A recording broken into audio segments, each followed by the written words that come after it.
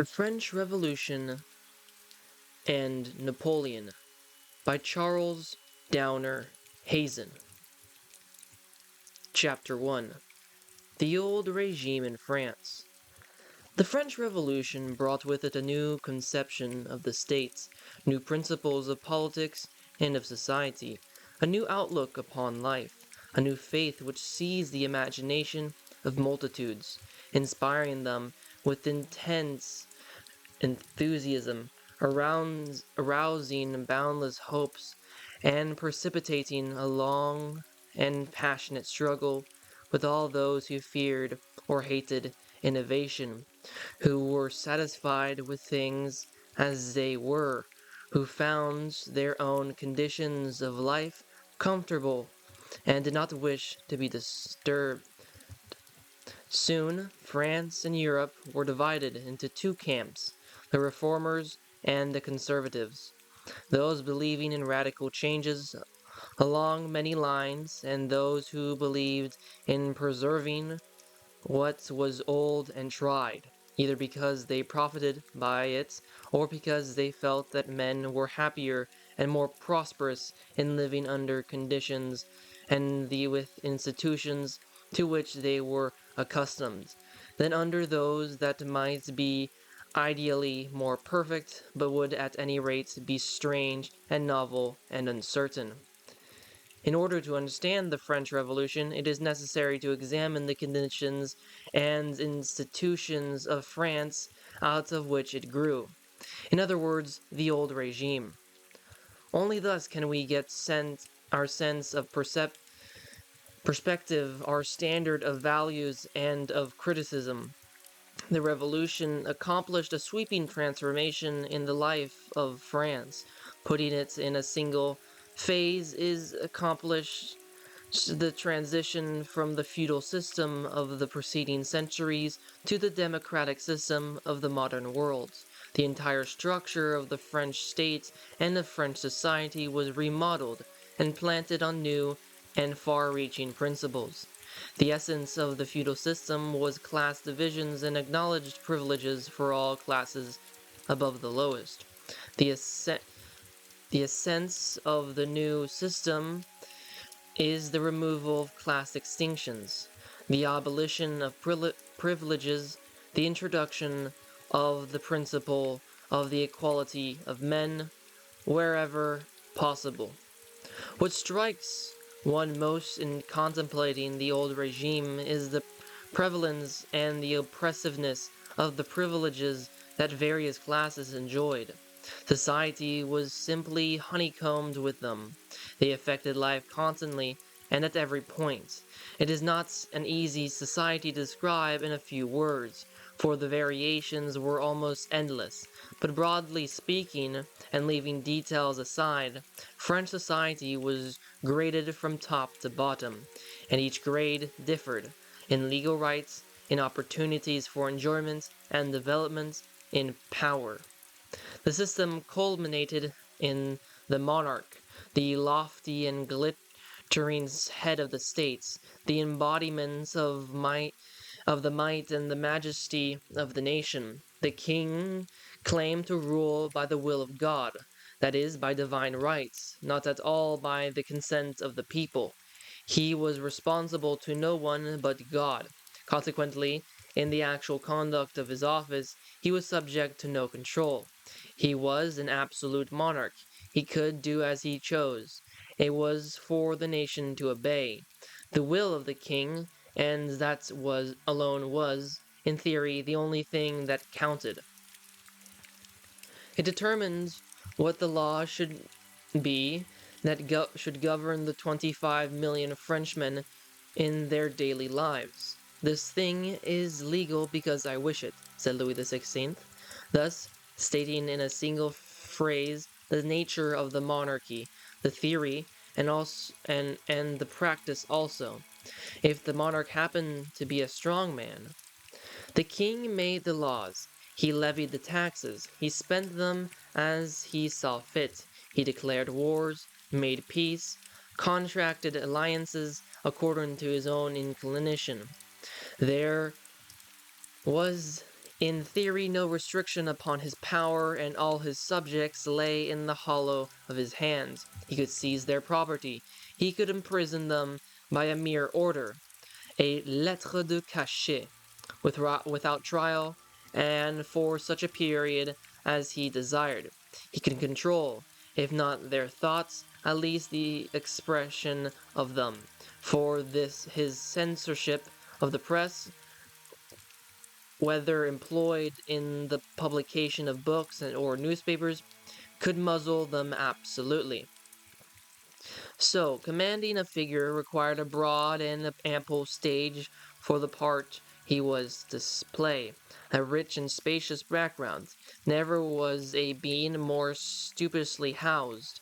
While Paris was the capital of France, the king resided 12 miles away amid the splendors of Versailles.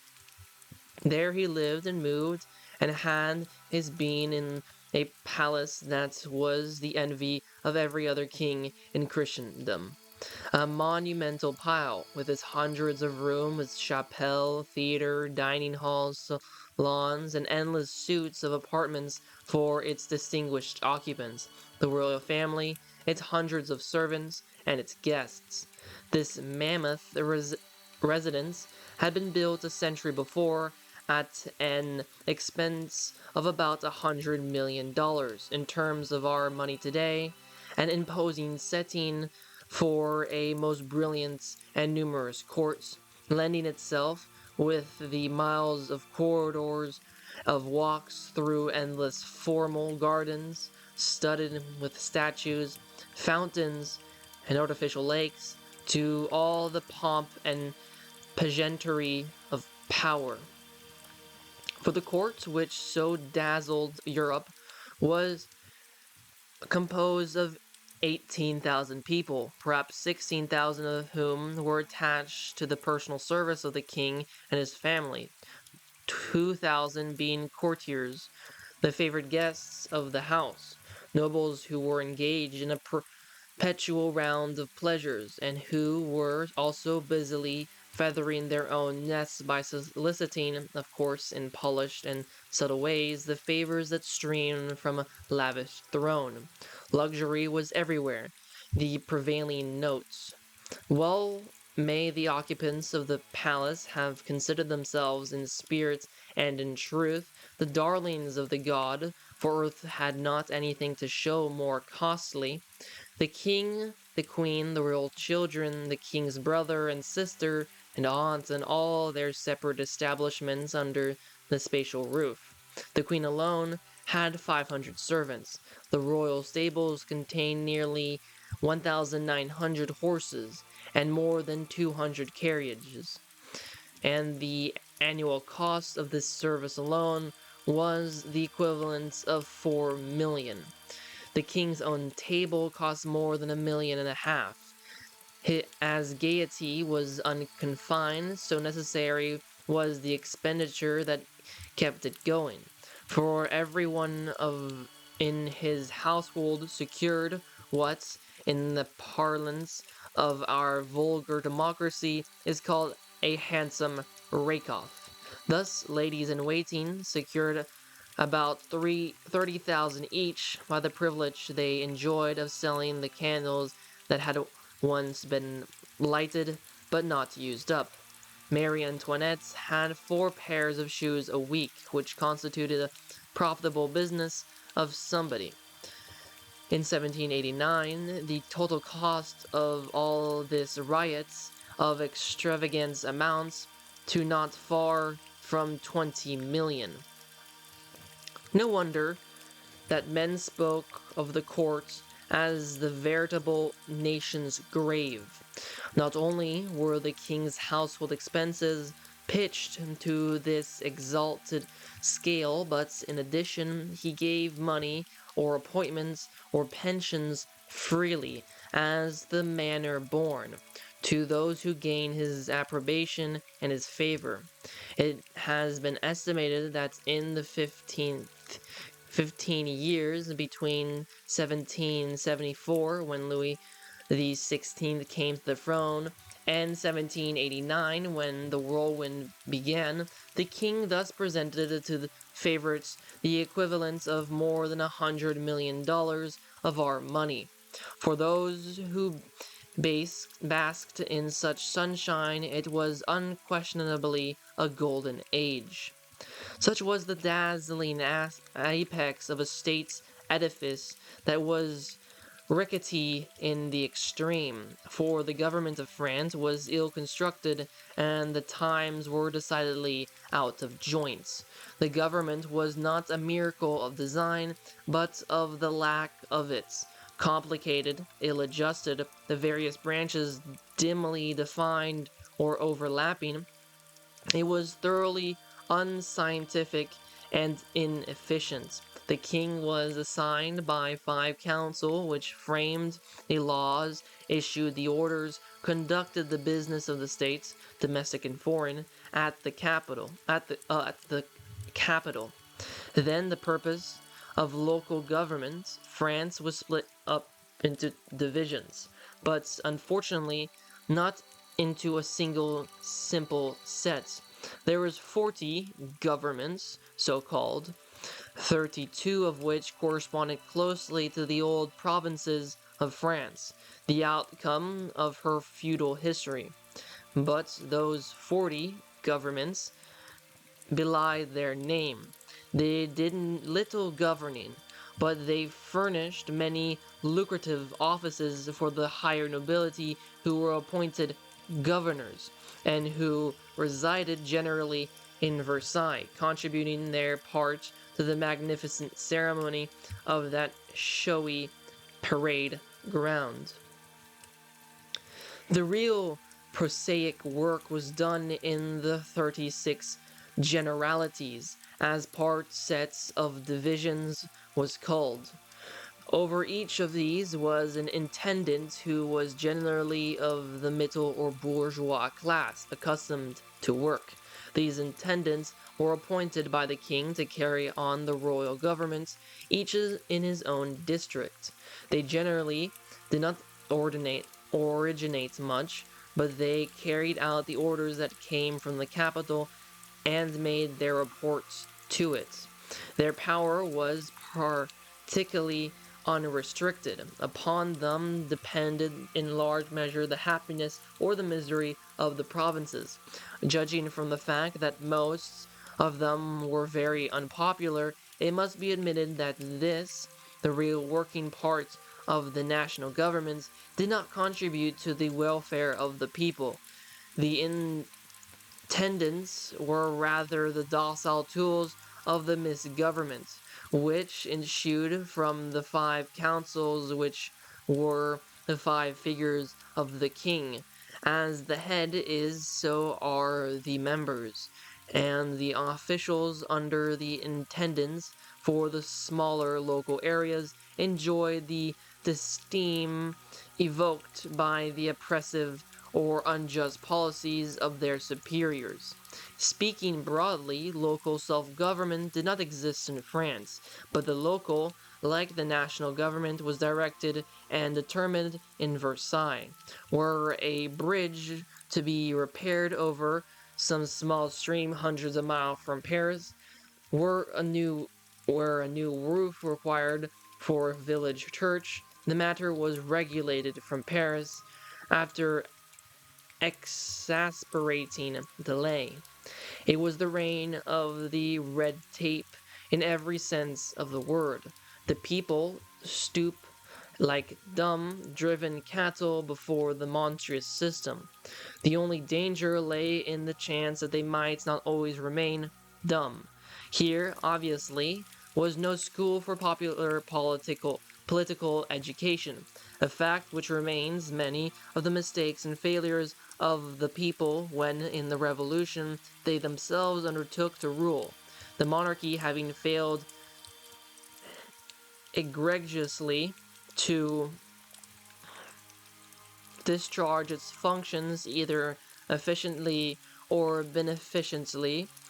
Let no one suppose that because France was a highly centralized monarchy, culminating in the person of a king, that therefore the French government was a real unity.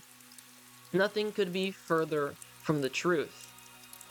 To study in detail the various aspects of the royal government, its divisions and subdivisions, its standards, its agents, its methods of procedure, is to enter a lane where the mind quickly becomes hopelessly bewildered, so great was the diversity in the machinery employed.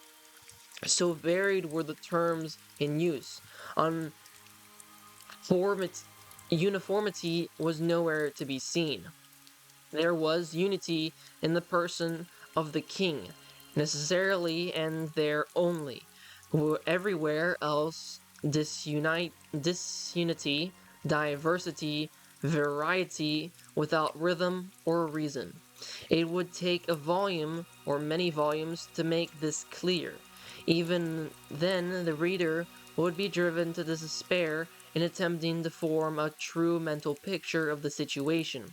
The institutions of France were a hodgepodge chaos erected into a system, with no less of the chaotic and with no system. Nowadays, the same laws, the same taxes, the same weights and measures prevail throughout the length and breadth of the land. But in 1789, no such simplicity or equality prevailed. Weights, measures had different names and different values, as one moved from province to province, sometimes as one moved from village to village. In some provinces, taxes were not determined, but at least distributed by certain people of the province. In other cases, by certain in other cases, this distribution was effected directly by the agents of the king, that is, by the central government. In some parts of France, the civil laws, that is, the laws that regulated the relations of individuals with each other, not with the state, were of Roman origin or character. There, the written law prevailed. In other sections, however, mainly in the north, one changed laws. Voltaire said, as one changed post horses. In such sections, the law were not written, but were customary, that is, feudal in origin and in spirit. There were indeed 295 different codes of customary laws in force, that is, 285 different ways of regulating legally the personal relations of men within the confines of France. Again, the same diversity in another sphere. 13 of the provinces of central France enjoyed free trade, that is, merchandise could move freely from one section of the area to the other section without restriction, but the other 19 provinces were separated from each other just as nations are, by tariff boundaries, and when goods passed from one province to another, they passed through custom houses and duties were paid on them, as on goods that come from Europe to the United States. All these diversities in laws these tariff boundaries are easily explained. They were historical survivals, troublesome and irritating reminders of the Middle Ages, as the kings of France had during the ages annexed this province, and then that they had, more or less, allowed the local customs and institutions to remain undisturbed. Hence, this amazing patchwork which baffles description. One consequence of all this was the persistence in France of that feeling which in American history is known as the states' rights feeling. While all admitted that they were Frenchmen, provincial feelings was strong and frequently assertive. Men thought of themselves as Bretons, as Normands, were attached to things that differentiated them, were inflexible or stubborn opponents of all attempts at amalgamation.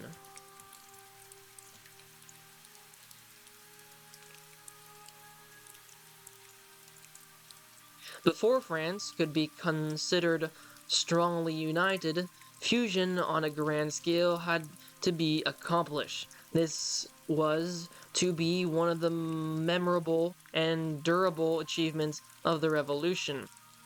The financial condition of the extravagant and inefficient state was deplorable and dangerous. Almost half of the national income was devoted to the payments of interest on the national debt. Expenditures were always larger than receipts, with the result that there was an annual deficit which had to be met by contracting a new loan, thus enlarging the debt and the interest charges. It appeared to be the principle of state finance that expenditures should not be determined by income, but income should be determined by expenditures.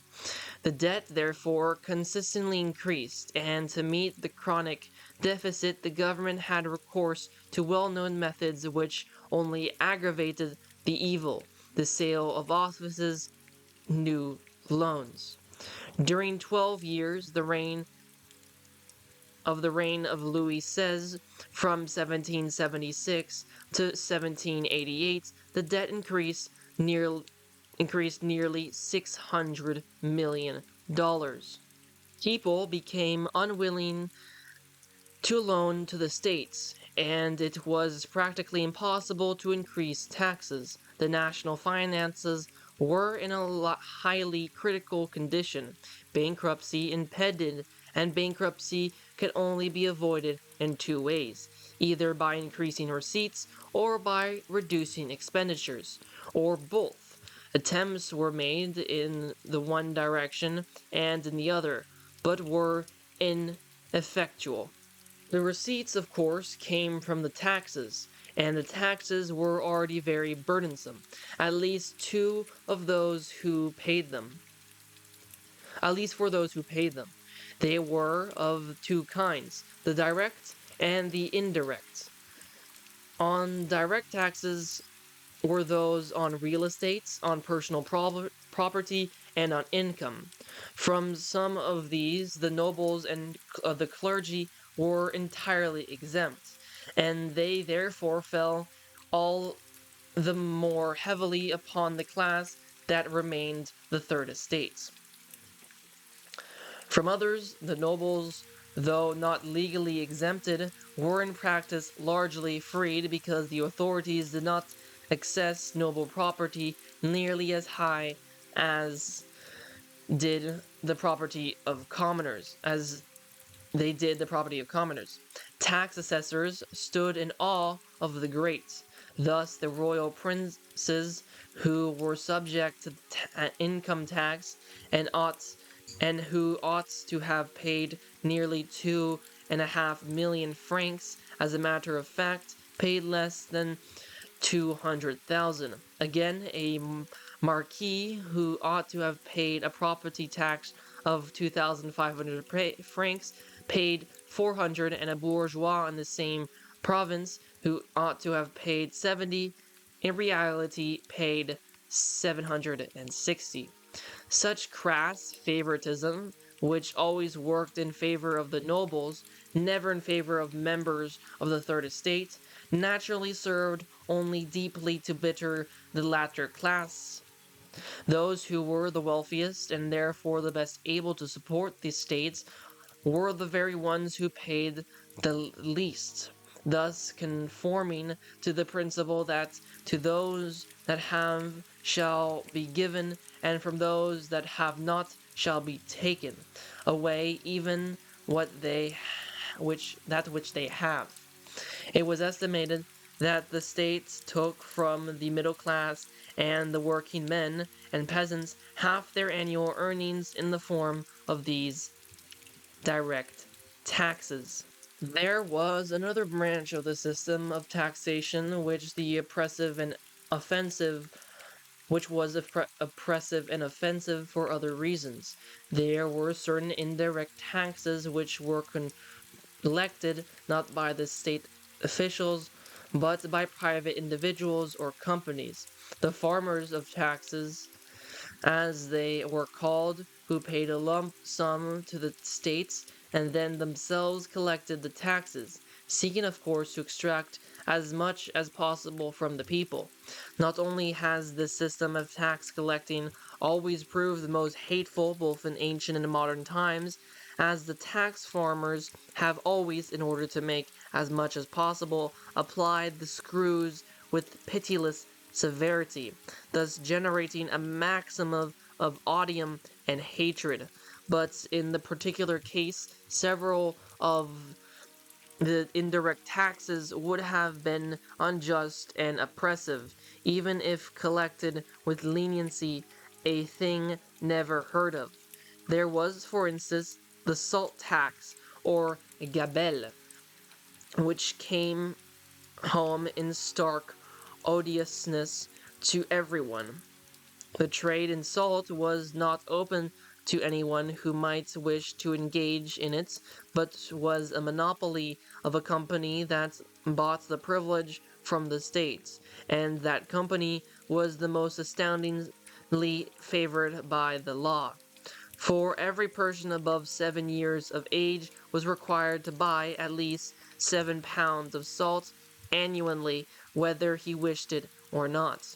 Even the utterly poor, who had not money enough to buy bread, were severely punished if they refused or neglected to buy the stated amount of salt.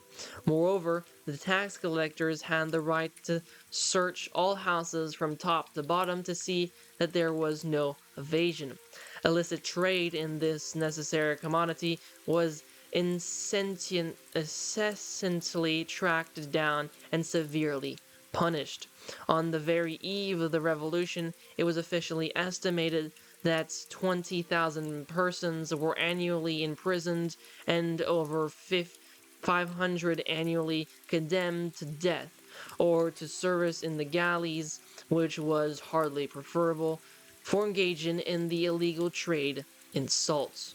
Moreover, by an extract refinement of the art of oppression, the 7 pounds that all must buy could be used only for cooking or on the table. If one desired to salt down fish or meat for preservation, one must not use this particular salt for that purpose, but one must buy an additional amount. There was another equally intolerable tax, the the excise on wine. The making of wine was a great national industry which had existed for centuries, but if there if ever there was a system calculated to depress it, it was the one in vogue in France. Wine was taxed all along the line of the producer to the consumer. Tax at the moment of manufacture, tax at the moment of sale by the producer. It was taxed repeatedly in transportation, 35 or 40 times, for instance between the south of France and Paris, so that the combined taxes amounted in the end to nearly as much as the cost of the original product.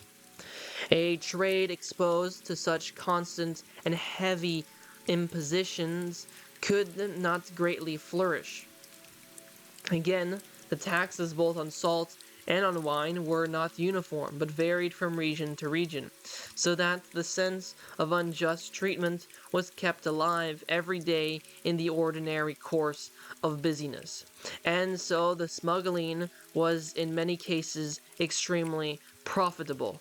This in turn led to savage punishments, which only augmented the universal discontents and entered like iron into the souls of men.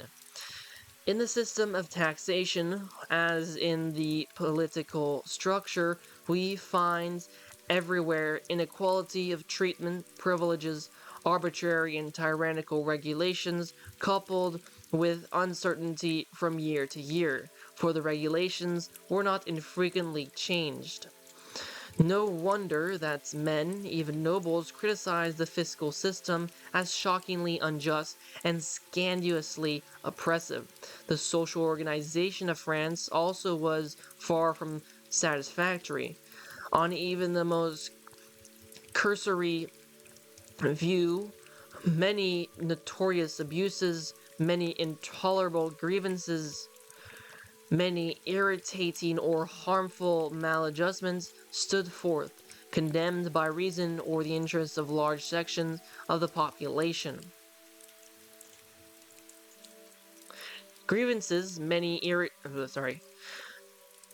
forms outworn and institutions from which the life had departed, but whence issued a benevolent influence, hampered development in many directions. French society was frankly based upon the principle of inequality.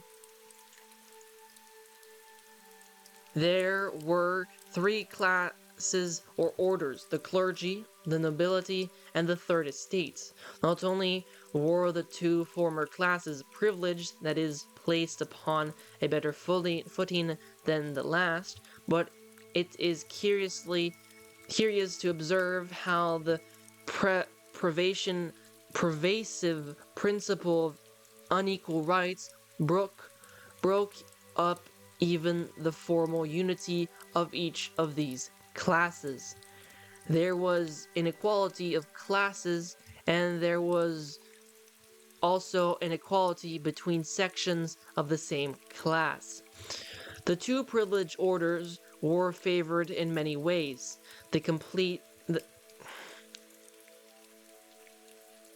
Such as complete or partial exemption from taxes, or the right themselves to tax, the clergy through its right to tithes, the nobility through its right to exact feudal dues. Even some of the members of the third estate enjoyed privileges denied the rest. There were classes within classes.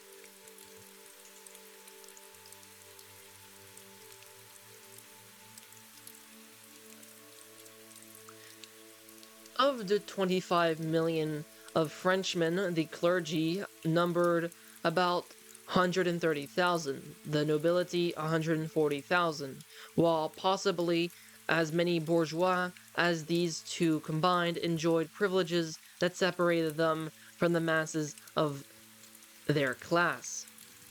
Thus, the privileged as a whole numbered less than 600,000, while the unprivileged numbered well over 24 million. One man in 40, therefore, belonged to the favored minority, whose lot was differentiated from that of their fellowmen by artificial advantages and distinctions. The clergy of the Roman Catholic Church formed the first order in the state. It was rich and powerful. It owned probably a fifth of the land in France. This land yielded a large revenue, and in addition, the clergy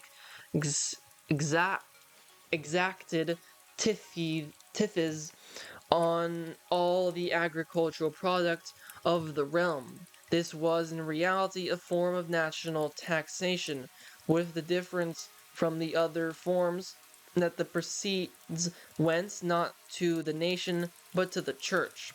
The church had still another source of income: the dues which it exacted as feudal landlord from those to whom it stood in that relation. The total income of this corporation was approximately 100 million of our money. To maintain religious edifices and services, to support many hospitals and schools, to relieve personal distress by charity, for there was no such thing in France as organized poor relief by the state or municipalities. Thus the church was a state within the state, performing several functions which in most modern societies are performed by secular authority. This rich corporation was relieved from taxation, although from time to time it paid certain lump sums to the national treasury. These were far smaller than they would have been had the church been taxed on its property and on its income in the same proportion as were the commoners. An income so large, had it been wisely and justly expended, might have aroused no criticism, for many of the services performed by this organization were essential to the well-being of France.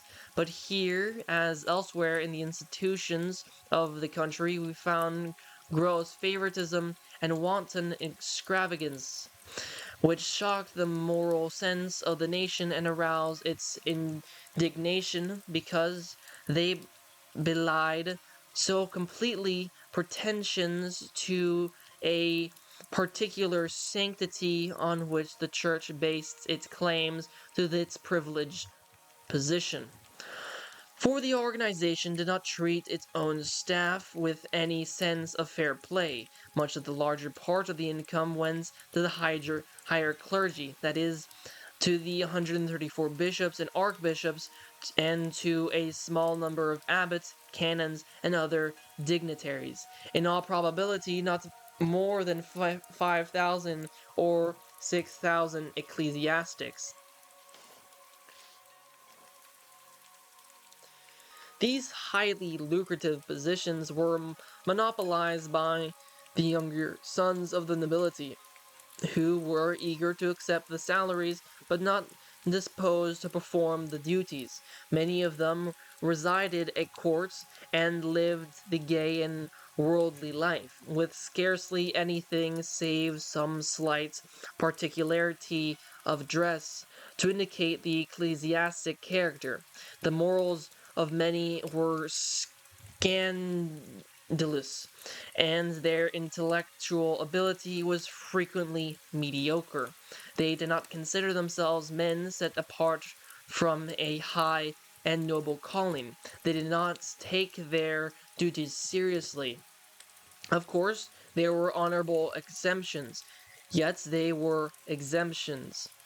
But their aims were distinctly finite, and they conducted themselves as typical men of the world, attentive to the problem of self-advancement, devoted to all the pleasures, dissipations, and intrigues of Versailles. Some held several offices at once, discharging the obligations of none and enjoying princely revenues. The Archbishop of Strasbourg had an income of $300,000 a year and held high court in a splendid palace, entertaining 200 guests at a time. Even the saucepans of his kitchen were in silver. 180 horses were in his stables, awaiting pleasure of the guests. A few of the bishops received small incomes, but the average among them was over $50,000 a year. They were in the main abstinies, residing not in their diocese but in Versailles, where further plums were to be picked up by the lucky, and where at any rate life was gay. Some of the bishoprics had even become the hereditary possessions of certain families, passing from uncle to nephew, as in the secular sphere many offices pass from father to son. On the other hand, the lower clergy, the thousands of parish priests who did the real work of spiritual consolation and instruction, who labored faithfully in the vineyard, were wretchedly requited. They were sons of the third estate, while their proud and prosperous superiors were sons of the nobility, and they were treated as plebeians. with wretched incomes of a few hundred francs. They had difficulty in keeping body and soul together. No wonder they were discontented and indignant, exclaiming that their lots made the very stones and beams of their miserable dwelling cry aloud. No wonder they were bitter against their superiors, who neglected and exploited them with equal indifference. The privileged order of the clergy is thus seen to be divided into two classes, widely dissimilar in position, in origin, and in outlook upon life. The parish priests came from the people, experienced the hardships and suffering of the people, saw the injustice of the existing system, and sympathized with plans for its reform. The clergy was divided into two classes. The triumph of the popular cause in the Revolution was powerfully aided by the lower clergy, who threw in their lots with the Third Estate at critical moments, and against their clerical superiors, who rallied to the support of the absolute monarchy, which had been so indulgent and so lavish to them. A house divided against itself, however, cannot permanently stand. Somewhat similar was the situation of the second order, the nobility. As the case of the clergy, there was here also great variety of condition among the members of this order. Although all were privileged, there was several subdivisions clearly enough marked. There were two main classes, the nobility of the sword and the nobility of the robe. That is, the old military nobility of feudal origin and the new judicial nobility, which secured its rank from the judicial offices its members held. The nobility of the sword consisted of the nobles of the courts and the nobles of the provinces. The former were few in number, perhaps a thousand, but they shone with peculiar brilliancy, for they were the ones who lived in Versailles, danced attendance upon the king, vied with each other in eager competition, and appointed in the army and navy and diplomatic service for pension and largesses from the royal bounty. These they needed, as they lived in luxurious splendor that taxed their incomes and overtaxed them. Residing at courts, they allowed their estates to be administered by bailiffs or stewards who exacted all that they could get from the peasantry who cultivated them. Everybody was jealous of the nobles of this class, for they were the favored few who particularly monopolized all the pleasant places in the sun. The contrast was striking between them and the 100,000 provincial nobles who, for various reasons, did not live at courts, were not known to the king, received no favors, and who yet were conscious that in purity of blood, in honorableness of descent and tradition, they were the equals or superiors of those who crowded about the monarch's person. Many of them had small incomes, some pitifully small. They could cut no figure in the world of society. They had few chances to increase their prosperity, which in fact tended steadily to decrease. Their sons were trained for the army, the only noble profession, but could never hope to rise very high, because all the major appointments went to the assiduous suitors of the clink at court. They resided among the peasants, and in some cases were hardly distinguishable from them, except that they insisted upon maintaining the tradition of their class, their badge of superiority, a life of leisure. To work was to lose caste. This obliged many of them to insist rigorously upon the payment of the various feudal dues owed them by the peasantry, some of which were burdensome, most of which were irritating.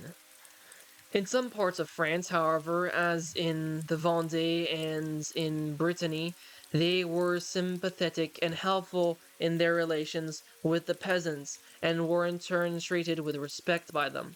The nobility as a whole enjoyed one privilege that was a serious and unnecessary injury to the peasants, making harder the conditions of their lives always hard enough, namely the exclusive right of hunting, considered the chief noble sports.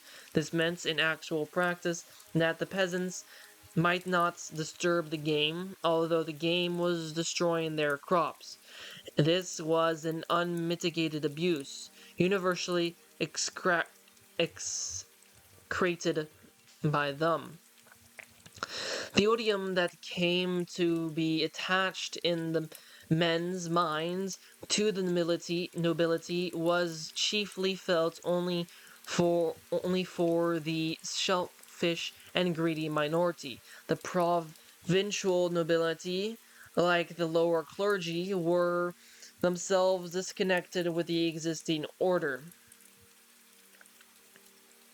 for abundant reasons. They might not wish a sweeping transformation of society, but they were disposed to favor political reforms that would at least give all within the order of approximately equal chance.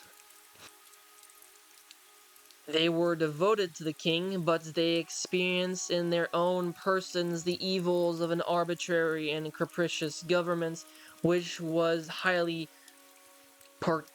partial in its favors. Was yet another section of the nobility whose status and whose outlook were different still. Many offices in France could be bought. They and their perquisites became the property of those who purchased them and could transmit to them their children. One of the prerequisites that such offers carried was a patent of nobility. This was the created nobility, the nobility of the robe, so called because its most conspicuous members were the judges or members of the higher tribunals or parliaments. These judges appeared in one aspect as liberals, in that as lawyers they opposed certain unpopular innovations attempted by the king, but in reality, as soon as their own privileges were threatened, they became the stiffest defenders of many of the most odious abuses of the old regime. In the opening days of the Revolution, the Third Estate found no more bitter opponents than these ennobled judges. The rest of the population, comprising of the vast majority of the people, was called the Third Estate. Differing from the others in that it was unprivileged, it resembled them in that it illustrated the principle of inequality, as did they. There were the widest extremes in social economic conditions. Everyone who was not a noble nor clergyman was a member of the Third Estate. The richest banker, the most illustrious man of letters, the poorest peasant, the beggar in the streets. Not at all homogeneous, the three chief divisions of this immense mass were the bourgeoisie, the artisans, and the peasants. The bourgeoisie, or the upper middle class, comprised all those who were not manual laborers.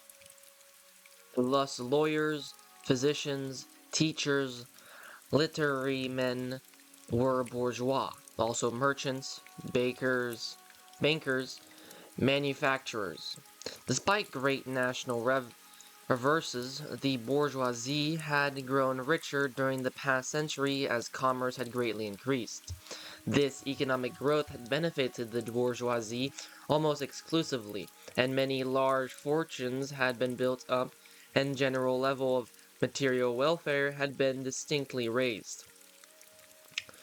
These were the practical businessmen who loaned money to the states and who were frequently appointed to offices where business ability was required. Intelligent, energetic, educated, and well-to-do, this class resented most keenly the existing system, for they were made to feel in numerous galling ways their social inferiority, and conscious that they were quite as well educated, quite as well mannered as the nobles, they retained the disdain of the latter with envy and hatred. Having loaned immense sums to the states, they were increasingly apprehensive as they saw it verging towards bankruptcy, because their interests were greatly imperiled. They therefore favored a political reorganization which should enable them to participates in the government, to control its expenditures, to assure its solvency, and that thus they might be certain of their interest and principle, that thus abuses which impeded or injured business might be redressed, and that the precariousness of their position might be remedied.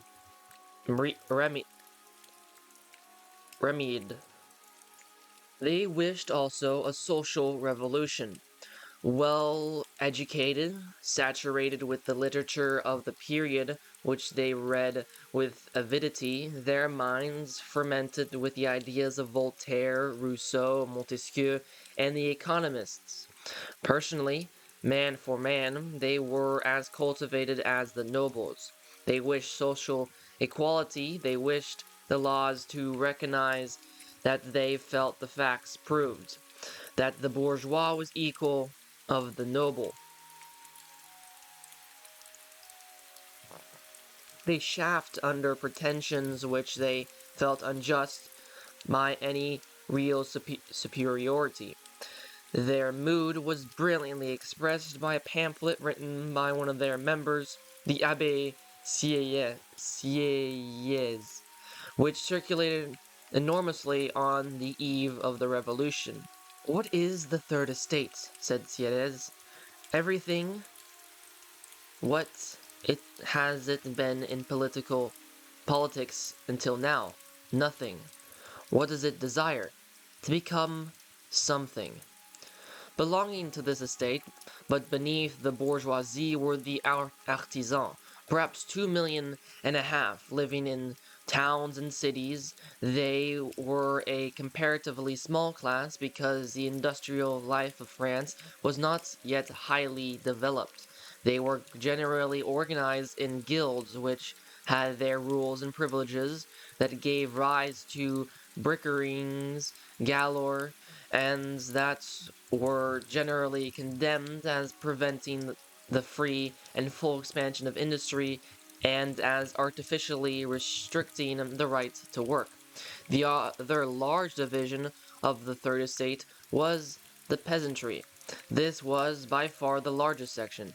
Indeed, it was the nation. France was an agricultural country. More than 9/10 of the population were peasants, more than 20 million.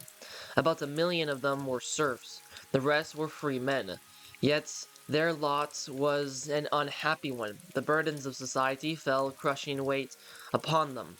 They paid 55% of what they were able to earn to the states, according to their sober estimates of Turgot. They paid, they paid tithes to the clergy and numerous vexation feudal dues to the nobles. The peasant paid tolls to the seigneur for the use of roads and bridges.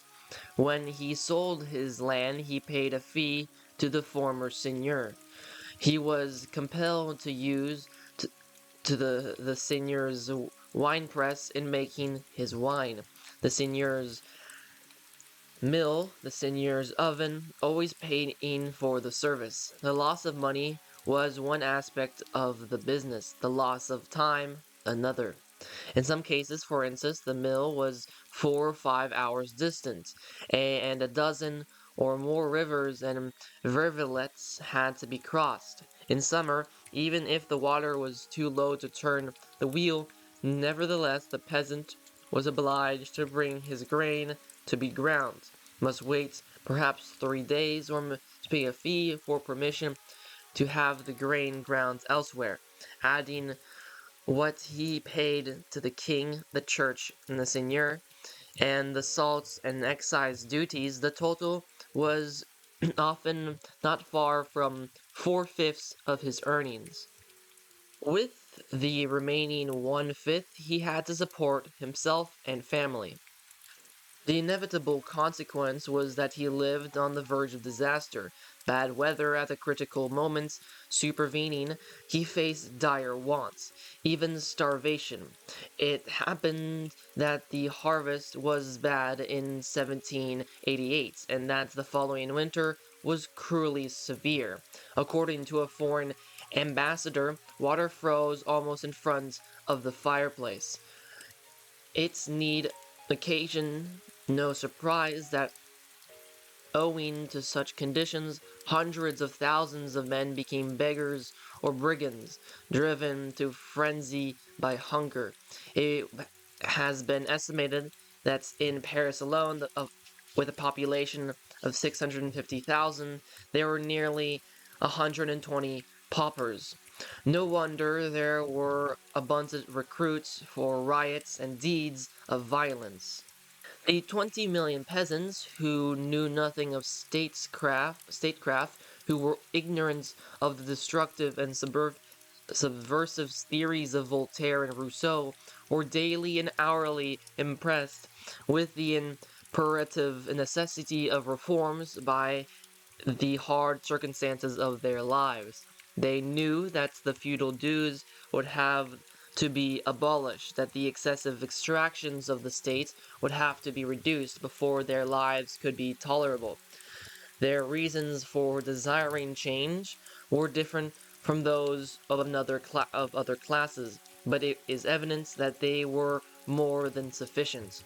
The combined demand for reform increased as time went on, and swelled in volume and in intensity. The voice of the people spoke with no uncertain sound.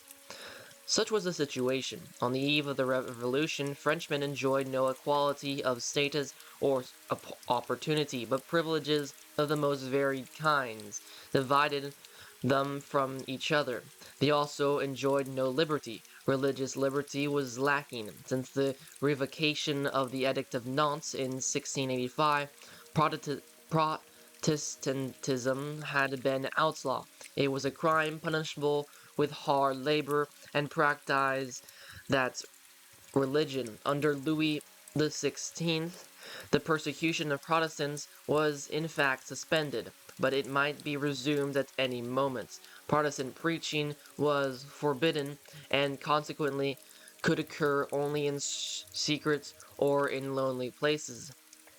Jews were considered foreigners, and as such were tolerated, but their position was humiliating. Catholics were required by law to observe the requirements and usage of their religion: communion, fast days, Lent. The church was absolutely opposed to toleration, and because of this, incurred the animosity of Voltaire. There was no liberty of thought, or at least of the expression of it. Every book, every newspaper article must be submitted to the censor for approval before publication, and no printer might print without permission. Even when published in conformity with these conditions, books might be seized and burned by the police, editions destroyed when possible, and publishers, authors, readers might be persecuted and fined or imprisoned. Let no one think that the mere fact that Rousseau, Voltaire, and others authors of the day were able to get their thoughts before the public proves that liberty really existed, in practice, even if not in theory. Voltaire was imprisoned several times for what he wrote, and was virtually exiled during long years of his life.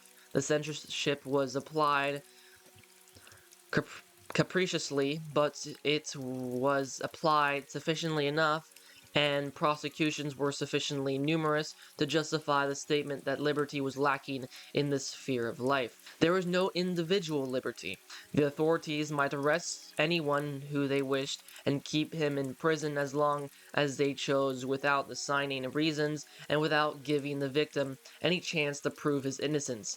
There was no such thing as a corpus law.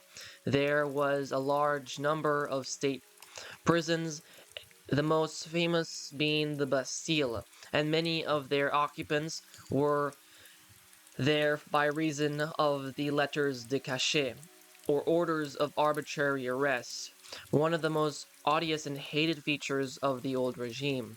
Ministers and their subordinate officials used these letters freely. Nobles easily obtained them, sometimes the place for the name being left blank to fill in. Sometimes even they were sold. Thus, there was abundant opportunity to use them to pay off merely personal grudges. Malesherbes once said to Louis XVI, "No citizen of your realm is sure of not seeing his liberties sacrificed to private spite, the spirit of revenge, for no one is so great as to be safe from the hatred of a minister, so little as to be unworthy of that of a clerk." Letters de cachet were also used as a measure of family discipline to buttress the authority of the head of the family, which was quite as absolute as it is in the Orient. A father could have his wife imprisoned or his children, even though they were adults. Mirabeau had his experience even when he was already widely known as a writer on public affairs. Nor was there political liberty. The French did not have the right to hold public meetings or to reform associations or societies. And of course, as we have seen, they did not elect any assemblies to control the royal government. Liberties which had been in vogue in England for centuries, which were the priceless heritage of the English race on both sides of the Atlantic, were unknown in France. Views of all these facts, it is not strange that liberty and equality became the battle cry of the Revolution, embodying the deepest aspirations of the nation. The French Revolution had been frequently ascribed to the influence of the philosophers, to writers of the 18th century.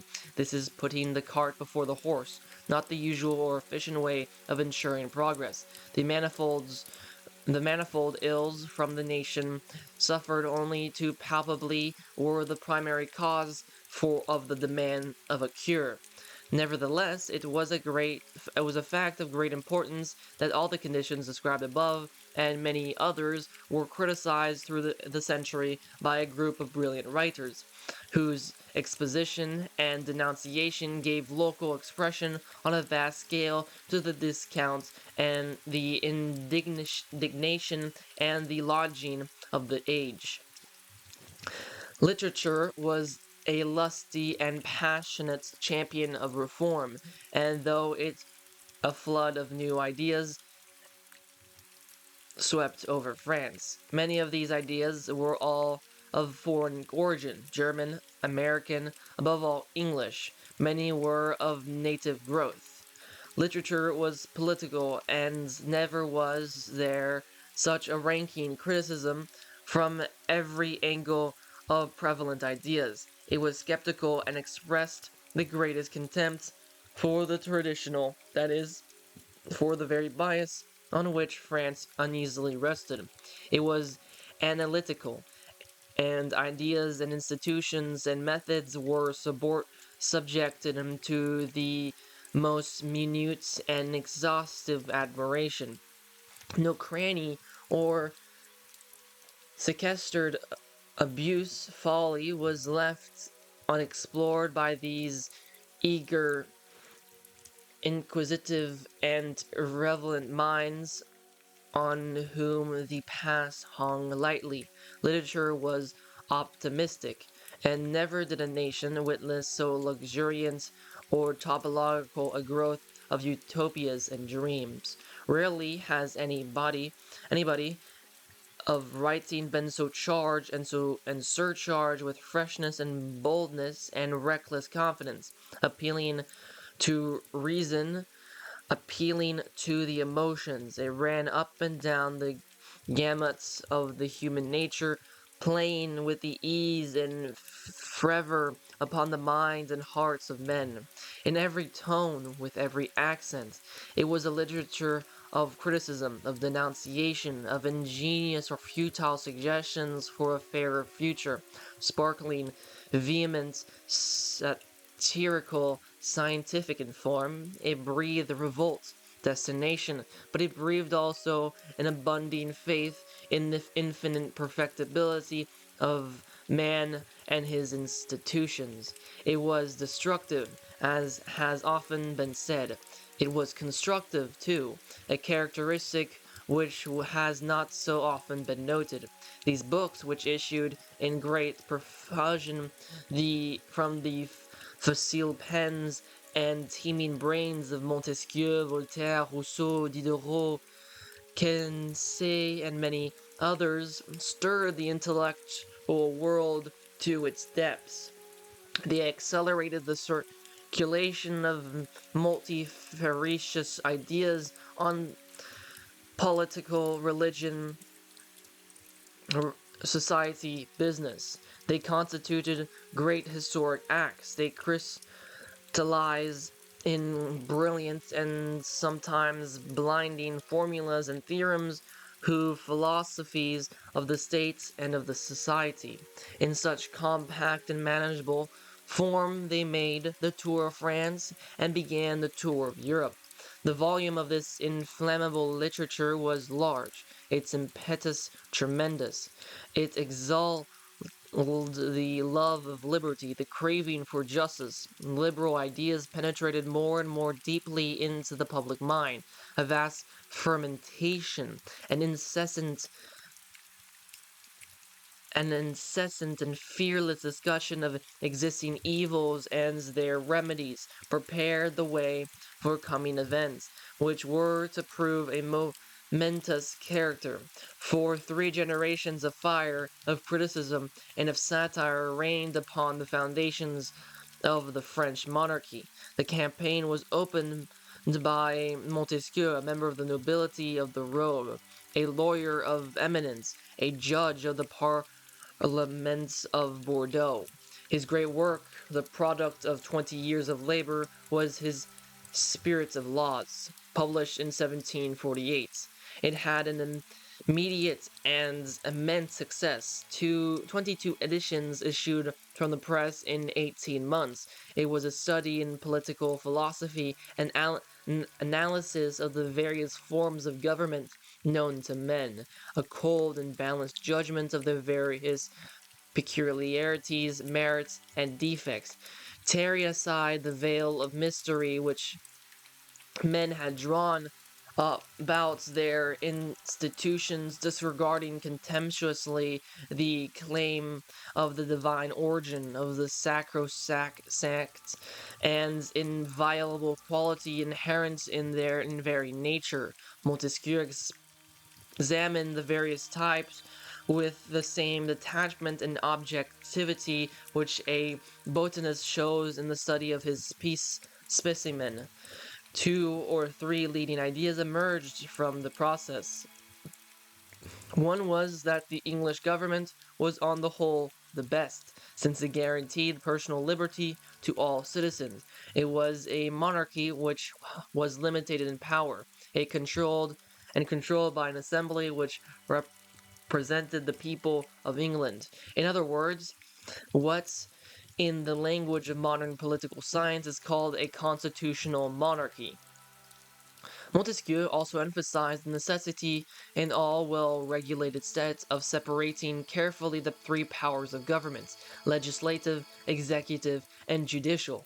in the French monarchy, all were blended and fused in the single person of the king, and were subject to no earthly control, and, as a matter of fact, to no divine control that was perceptible.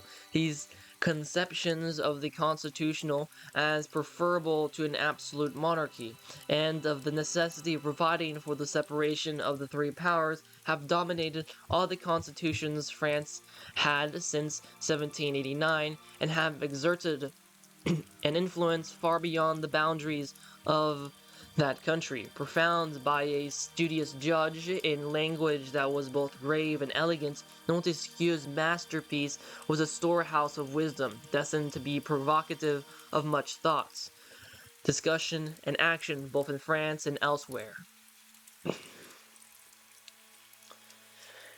Very different, but even more memorable, was the work of Voltaire, one of the masterminds of European history, whose name has become the name of an era. We speak of the age of Voltaire, we speak of the age of Luther and of Erasmus. Voltaire stands for the emancipation of the intellect. His significance to his times is shown in the title men gave him, King Voltaire. The world has not often seen a freer or more intrepid spirit. Supremely gifted for the life of letters, Voltaire proved himself an accomplished poet, historian, dramatist, even scientist, for he was not a specialist, but versatility was his forte. Well known at the age of 23, he died at the age of 84 in a veritable delirium of applause, for his exit from the world was an amazing apotheosis. World renowned, he melted into world history. He had not trod the primrose path of dalliance, but had been a warrior all his life for multifarious and generally honorable causes, with many weaknesses of character of which excessive vanity was one. He was a pillar of cloud by day and of fire by night for all who enlisted in the fight for the liberation of mankind. He had personally experienced the oppression of the old regime and he hated it with a deep and abiding hatred. He had several times been thrown into prison by the odious arbitrary letters de cachet because he had incurred the enmity of the greats. A large part of his life had been spent in exile because he was not safe in France. By his prodigious intellectual activity, he had amassed a large fortune and had become one of the powers of Europe. Shown him a case of arbitrary injustice, a case of religious persecution hounding an innocent man to an awful death, and there were such cases, and you would see him taking the field, aflame with the wrath against the authors of the monstrous deed. It was literally true in the age of Voltaire that the pen was far mightier than the sword. His style had been superlatively praised and could not be praised too highly. Clear, appointed, subtle, tranchant, it was a Damascus blade. He was never tiresome, he was always interesting, and he was generally instructive. The buoyancy of his spirit was shown in everything he wrote.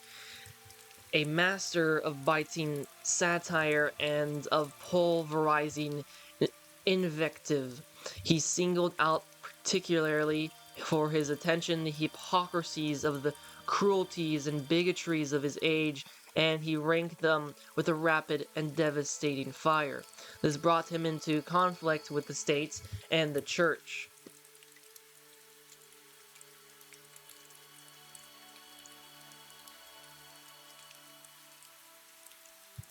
He denounced the abuses and the iniquities of the laws and the judicial system, of the arbitrary imprisonments, of torture. Voltaire was not a careful and sober student like Montesquieu. In an age which had no journalism, he was the most brilliant and mordant of journalists, writing as he listed on the events of the problems of his day. The variety and piquancy of his writings were astonishing. Voltaire was not primarily a political thinker. He attacked individual abuses in the states, and he undermined the respect for authority. But he evidently was satisfied with monarchy as an institution. His ideal of government was the benevolent despotism. He was not a democrat. He would rather be ruled by one lion than 100 rats, was the way in which he expressed his preference. The church was his bête noire, as he considered it, the gloomy fastness of mouldering superstitions, the enemy of freedom of thought, the persecutor of innocent men who differed from it, as the seat of intolerance, as the supporter of all kinds of narrow and bigoted prejudices.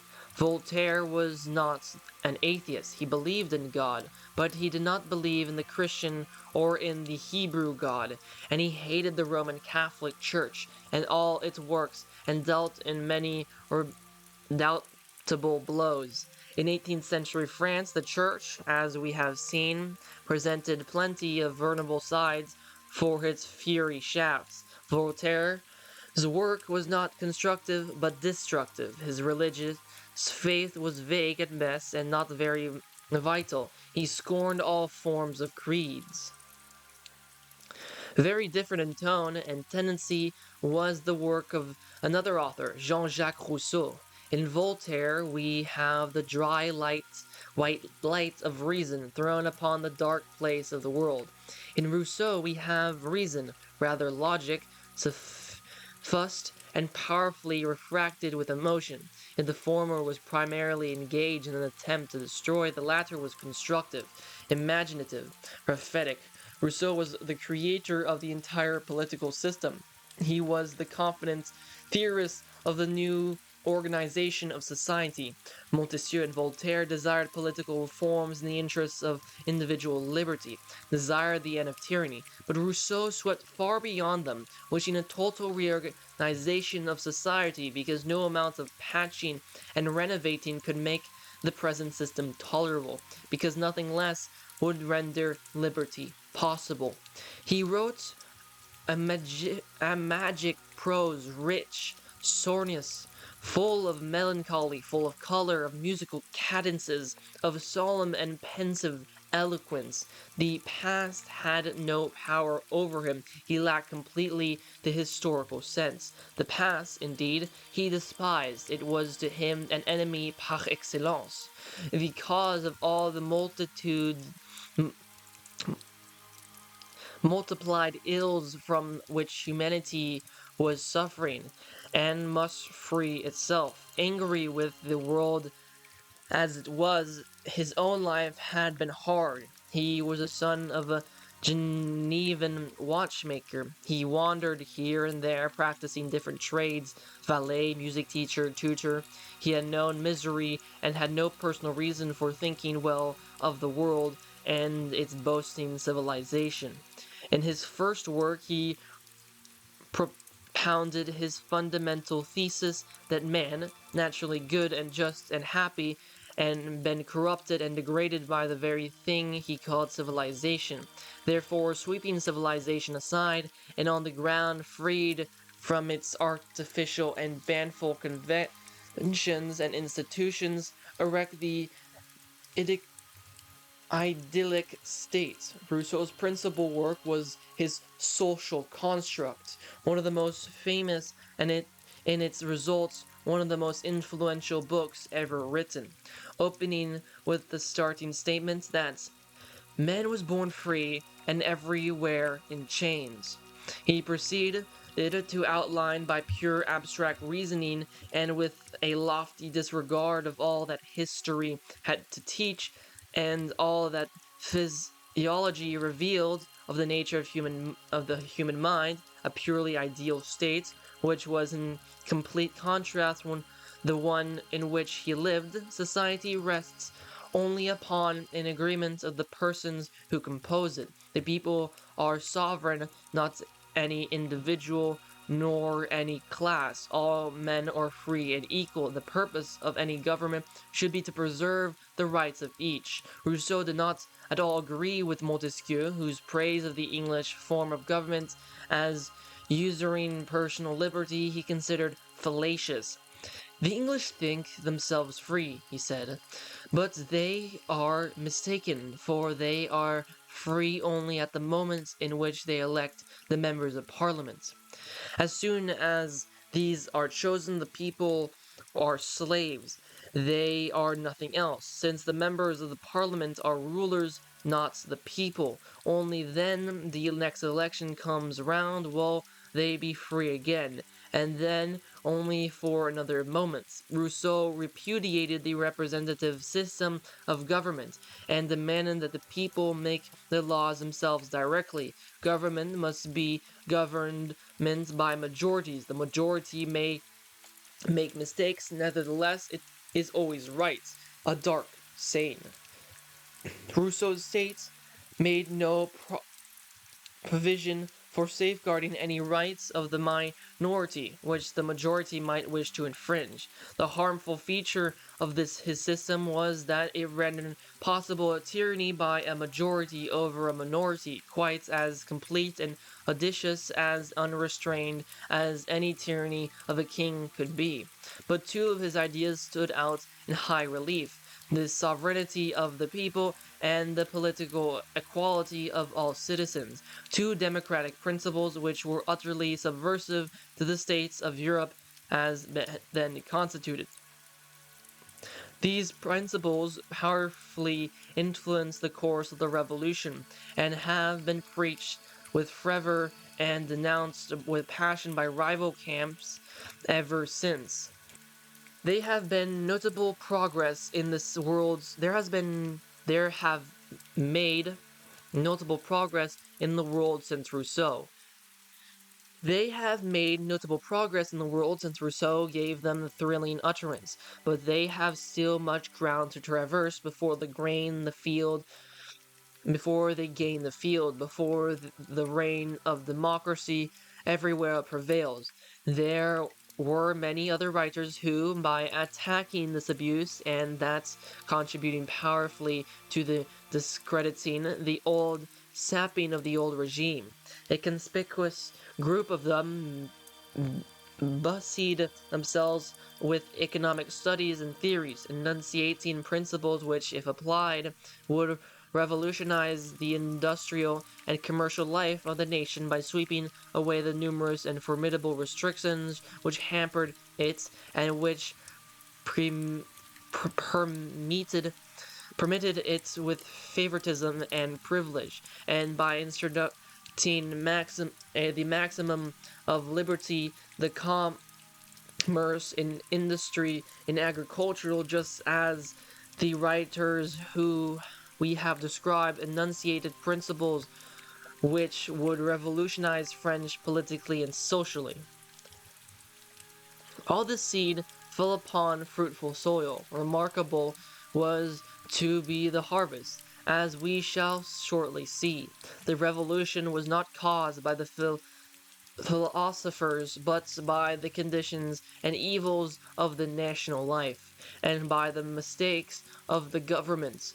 Nevertheless, these writers were a factor in the revolution, for they educated a group of leaders, instilled into them certain decisive doctrines, furnished them with phrases, formulas, and arguments, give a certain tone and cast to their mind, imparted to them certain powerful illusions, encountered an excess hopefulness, which was characteristic of the movement. They did not cause the revolution, but they exposed the cause brilliantly, focused attention upon them, compiled discussion, and aroused passion.